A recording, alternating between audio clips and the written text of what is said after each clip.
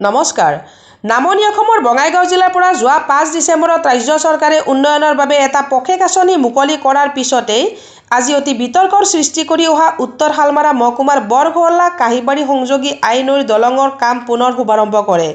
বঙাইগাঁও জিলাৰ সৃজনগ্ৰাম ৰাজচক্ৰৰ অন্তৰ্গত বৰঘলা কাহিবাৰী সংযোগী আই নদীৰ ওপৰত থকা দলংখন আজি বঙাইগাঁও জিলা লোক নিৰ্মাণ বিভাগৰ কাৰ্যবাহী অভিযন্তা DM মেধি, সৃজনগ্ৰাম ৰাজচক্ৰ বিষয়াৰ উপস্থিতিত বিধায়ক আব্দুল বাতেন খনকাৰে কামৰ শুভাৰম্ভ কৰে। নামনি অসম তথা বঙাইগাঁও জিলাৰ প্ৰথম শ্ৰেণীৰ ঠিকাদাৰ ৰুদ্ৰ পাঠকে কৰিব লগা কাম অহা এপ্ৰিল মাহৰ ভিতৰত দলংখনৰ পূবফালে ৰাস্তাৰ কাম সম্পূৰ্ণ কৰি যাতায়াতৰ বাবে সুচল কৰি তুলিব। প্ৰায় 29 কোটি টকা ব্যয় সাপেক্ষে নিৰ্মাণ হ'ব লগা এই দলংখনৰ কাম সম্পূৰ্ণ হৈ উঠিলে আই নদীৰ পূবফালৰ অৰ্ধশতাধিক গাঁৱৰ লোকৰ যাতায়াতৰ ব্যাহত সুচল হৈ উঠিব। উল্লেখ্য যে যোৱা 5 ডিচেম্বৰত উক্ত দলংখন মুখ্যমন্ত্ৰী ডক্টৰ হিমন্ত বিশ্ব শৰ্মাই পৰিদৰ্শন কৰি পুনৰ কাম কৰাৰ নিৰ্দেশ দিছিল বুলি বাতৰিটোত প্ৰকাশ। বঙাইগাঁৱৰ পৰা ষ্টাফ ৰিপৰ্টাৰ প্ৰফুল্ল কুমাৰ দাস।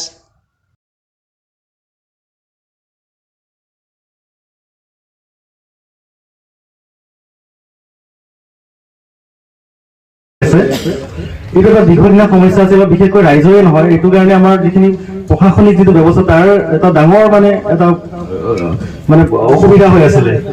বিশেষকৈ আমি যদি ক'ব বিচাৰো যে বানপানীৰ সময়ত আমি সেই মানিকপুৰ ডাঙাইগাঁও হৈ প্ৰায় 1.5 ঘণ্টা বাদ আহি পেলাই আমি অঞ্চলত উপস্থিত হ'ব লগা হয়। গতিকে এইটো এটা বিৰাট ডাঙৰ সমস্যা, কাৰণ ইপিনেদি আমাৰ চিধা পোনপটীয়া যাতায়াতৰ ব্যৱস্থাটো নাছিল। মই নিজেই কেইবাবাৰো এইপিনেদি আহি দেখিছিলো। এবাৰ আমাৰ গুণোৎসৱ হৈছিলে কাহিবাৰী পাৰ হৈ এখন বেলেগ এখন গাঁৱত আমাৰ হৈছিলে। সেইটো সময়ত নদী পাৰ হ'ব লগা হৈছিলে।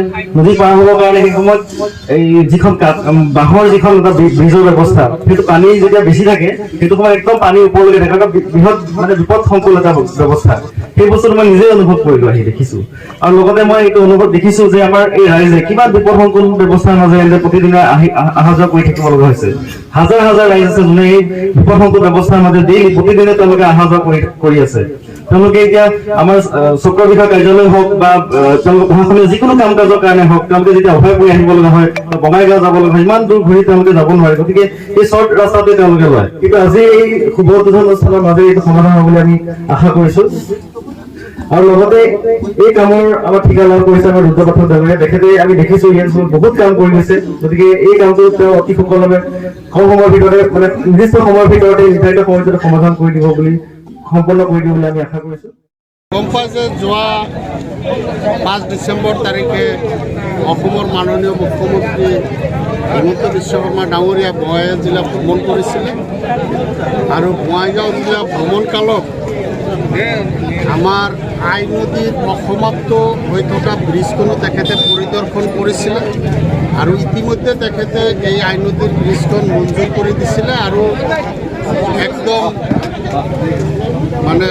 স্থানত পৰিদৰ্শন কৰি পেলাই ব্ৰিজৰ ওপৰত আহি পেলাই তেখেতে কৈছিলে যে 1 সপ্তাহ বা 2 সপ্তাহৰ ভিতৰত কামটো আৰম্ভ কৰিব লাগে বুলি কৈছিলে। সেই নিৰ্দেশ মৰ্মে মাননীয় মুখ্যমন্ত্ৰী মহোদয়ৰ নিৰ্দেশ মৰ্মে আমি লোক নিৰ্মাণ বিভাগৰ বিষয়াসকল, আমাৰ যিজন ঠিকাদাৰ নিযুক্ত কৰা হৈছে তেখেত সকলোৱে মিলিজুলি, লগতে আমিও আছিলোঁ, কি কৰিলোঁ, আজি আমি 11 ডিচেম্বৰ তাৰিখে তেখেতে কৈছিলে 1 সপ্তাহ 2 সপ্তাহৰ কথা, আমি 1 সপ্তাহৰ এদিন থাকোঁতেই কামটো তেখেতৰ নিৰ্দেশ পালন কৰি আৰম্ভ কৰিম। দলংখনৰ পুনৰ নিৰ্মাণ কাৰ্যসূচী আৰম্ভ হৈছে।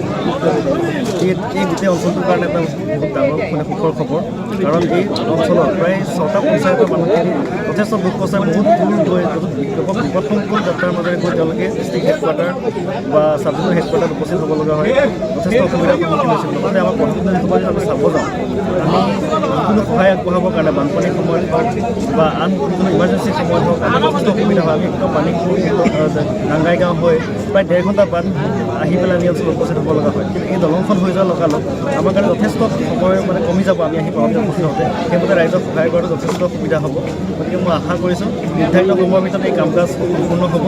লগতে সকলো ৰাইজে ইয়াত সহায় সহযোগ আগবঢ়াব, যাতে সকলোকে আমি সময়মতে সকলো সুবিধা আগবঢ়াব পাৰোঁ। ধন্যবাদ।